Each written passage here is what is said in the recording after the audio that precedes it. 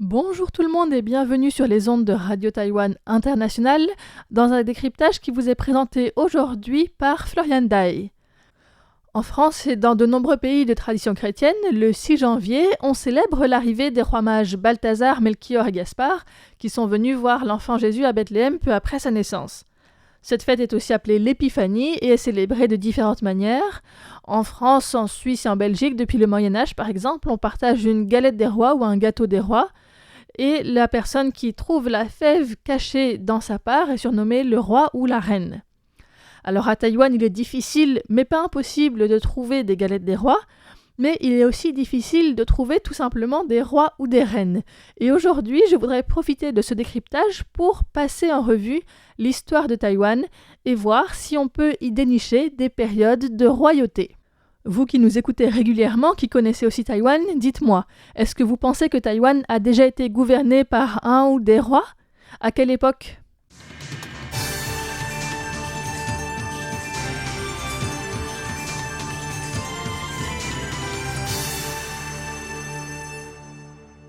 Alors, pour tenter de répondre à cette question, on va faire un passage en revue historique de Taïwan de façon chronologique, à commencer donc par les autochtones, dont des traces indiquant leur présence il y a 5000 ans ont été retrouvées. Donc, de ce qu'on sait, les autochtones n'ont pas de roi. Certaines ethnies ont un système de noblesse. Beaucoup ont des chefs de village qui sont choisis de différentes manières, aussi selon les lieux et les époques, parfois de façon héréditaire. D'autres fois, il y a également un pouvoir partagé ou bien des groupes menés par des lignées matriarcales, d'autres patriarcales. Mais en tout cas, de ce qu'on sait, traditionnellement, chez les autochtones, il n'y a pas de roi. Taïwan a ensuite connu plusieurs vagues d'arrivée de Chinois Han, donc de Chine continentale, sans qu'il ne s'agisse forcément d'une invasion ou bien de la mise en place d'un gouvernement dans un premier temps, puisque c'était surtout des pêcheurs, des commerçants et des pirates qui venaient. Là où il y a surtout des rois, c'est en Europe, et les premiers Européens qui ont vu Taïwan et qui l'ont nommé Formosa, Formose, donc la belle île, eh bien, ce sont les Portugais, des marins qui sont passés en 1542, mais qui ne s'y sont pas installés et donc n'ont pas établi non plus de royaume là-bas. Ensuite, comme vous le savez probablement, une partie de Taïwan a été occupée par les Pays-Bas, et c'était entre 1624 et 1662, plus précisément par la Compagnie néerlandaise des Indes orientales. Alors les Pays-Bas sont aujourd'hui un royaume, mais en 1624, est-ce que c'en était aussi ? Les premiers navires qui sont arrivés à Tainan donc, et s'y sont installés faisaient partie de la Compagnie des Indes orientales, une société commerciale de la Republiek der Zeven Verenigde Nederlanden, c'est-à-dire la République des 7 provinces unies des Pays-Bas.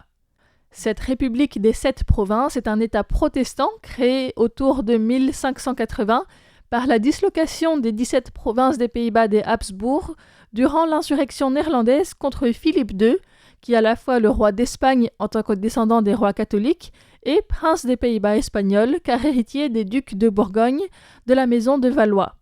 La partie sud des Pays-Bas espagnols, qui sont restés plus catholiques et sous le contrôle de la couronne d'Espagne plus longtemps, sont devenus la Belgique et le Luxembourg, et les 7 provinces du nord sont plutôt devenues les Pays-Bas actuels. Mais donc à cette époque-là, c'était non pas un royaume, mais une république, et donc les territoires contrôlés par la Compagnie néerlandaise des Indes orientales, donc une partie de Taïwan, mais aussi une grande partie de l'Indonésie actuelle, ne faisaient pas partie d'un royaume.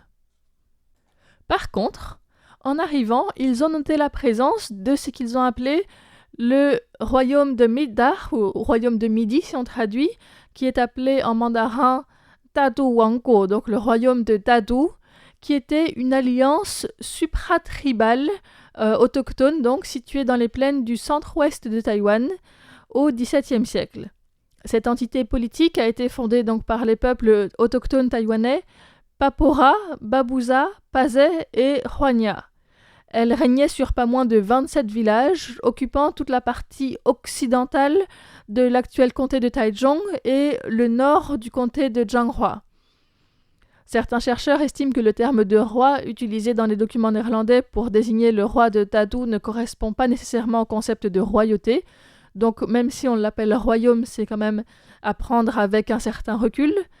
mais des documents historiques mentionnent 2 souverains, en tout cas, Kamachat Aslami et son neveu Kamachat Malou. Et Kamachat Malou a donc pris sa succession en 1648. En taïwanais, ces 2 souverains étaient désignés par le terme de Hwanaong, c'est-à-dire littéralement roi des aborigènes. Les Hollandais se sont battus contre ce royaume de Dadu et ont finalement obtenu leur soumission, tout en permettant que le royaume conserve un statut semi-indépendant. Le royaume de Dadu a refusé d'adopter le christianisme en autorisant seulement les Européens à traverser leur territoire sans s'y installer. Et puis plus tard, ce sera l'armée de Koxinga, fidèle à la dynastie Ming, qui les attaquera et décimera plusieurs villages, en démantelant une grande partie du royaume en 1670. Et ce qui reste encore sera détruit par la dynastie Qing, qui, en chassant Koxinga, a cherché à prendre le contrôle de toutes les terres, donc à Taïwan. Et en 1732, eh bien, c'est la fin vraiment du royaume de Dadu. Une partie des habitants qui ont survécu se sont intégrés à la population chinoise Han et d'autres ont migré dans le centre de Taïwan vers Puli, où encore aujourd'hui on trouve des villages habités par des autochtones des plaines. Voilà donc pour le royaume de Dadu qui a duré depuis une date inconnue jusqu'en 1732. Mais n'allons pas trop vite. Pour revenir un petit peu en arrière, donc les Néerlandais sont arrivés en 1624 et à cette époque, dans la région, il y avait une autre puissance coloniale majeure qui n'a pas vu d'un bon œil leur arrivée. Il s'agit de l'Espagne qui avait une colonie aux Philippines et qui, pour contrer donc la puissance néerlandaise, a établi une colonie aussi sur la côte nord-est de Taïwan, dans ce qui est Keelung aujourd'hui, en 1626, en construisant le fort San Salvador. L'Espagne a également construit le fort Santo Domingo au nord-ouest, aujourd'hui à Tamsui, en 1629, mais cette petite colonie était en proie à des épidémies, confrontée à l'hostilité des populations locales et recevait peu de soutien de Manille, qui considérait les forteresses taïwanaises comme un gouffre financier et a ordonné de démanteler ce fort en 1937. En voyant cela, les Néerlandais et leurs alliés autochtones ont tenté de s'emparer des forts espagnols en 1641 et en août 1642, une deuxième invasion néerlandaise avec plus de force et mieux équipée a réussi à s'en emparer. Les Espagnols étaient donc à Taïwan entre 1626 et 1642, période durant laquelle était dirigée par le roi Philippe II, celui-là même qui avait perdu le contrôle des 7 provinces néerlandaises, ce qui permet donc de compléter la réponse à cette question de quel roi y a-t-il eu à Taïwan. Il y a donc eu un roi espagnol qui a contrôlé une partie du nord de Taïwan pendant 16 ans en tout et pour tout et qui y a établi 2 forts. Ensuite, donc, les Néerlandais ont élargi leur contrôle de l'île et puis c'est en 1662 qu'ils se sont fait chasser par Koxinga, aussi appelé Zheng Chenggong, qui était un fidèle de la dynastie chinoise des Ming, une dynastie qui venait de se faire renverser par les Mandchous Qing.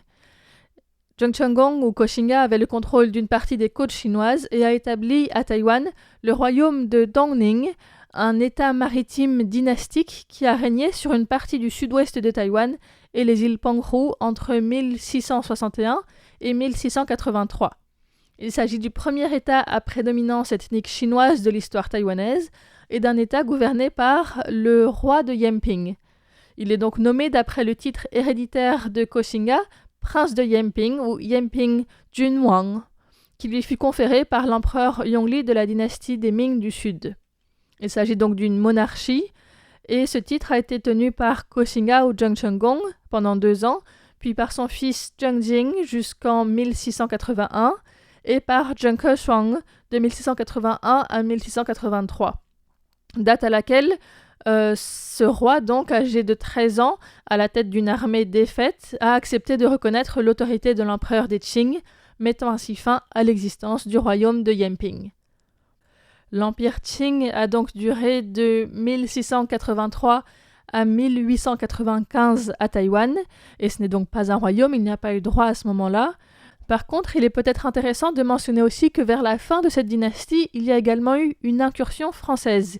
La France étant aussi un empire colonial, elle a mené la campagne de Keelung entre août 1884 et mars 1885 à Taïwan. Alors à cette époque, en France, est-ce qu'on avait un roi, un président ou un empereur ? Pour redonner un petit peu le contexte, Jules Ferry venait juste de rendre l'école primaire obligatoire jusqu'à 13 ans et laïque.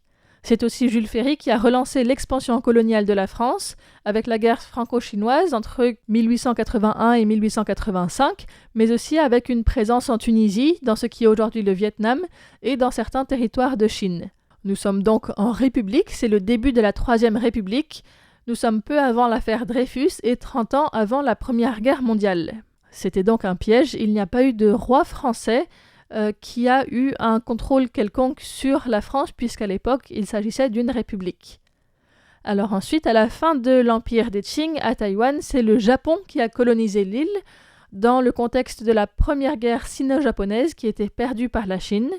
Les empereurs japonais ont donc gouverné Taïwan à distance jusqu'à la fin de la Seconde Guerre mondiale en 1945, où ils ont été défaits, donc notamment avec 2 bombes nucléaires.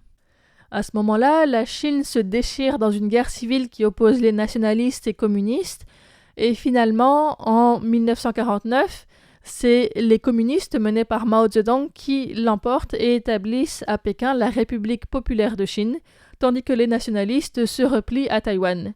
C'est le gouvernement de la République de Chine qui a eu la main donc sur l'île depuis 1945 et jusqu'à aujourd'hui encore. Ce gouvernement a beaucoup évolué au fil de ces 80 années, mais sans qu'aucune monarchie n'ait le pouvoir à aucun moment. Pour résumer un petit peu donc l'histoire des royaumes qu'il y a eu à Taïwan, il y a eu d'abord celui de Tadu, une coalition de villages autochtones avec à leur tête des rois qui n'exercent pas vraiment le pouvoir à la manière d'un roi en Europe l'exerce. Il y a eu ensuite une présence espagnole sous les ordres du roi Philippe II entre 1626 et 1642. Et puis Koxinga et 2 de ses descendants ont été à la tête du royaume de Tongning entre 1661 et 1683. Et pour le reste des rois et reines de Taïwan, eh bien, il faudra voir qui remporte la fève de la galette des rois de cette année. C'était un décryptage présenté par Florian Dai pour Radio Taïwan International. Merci de votre écoute et à bientôt.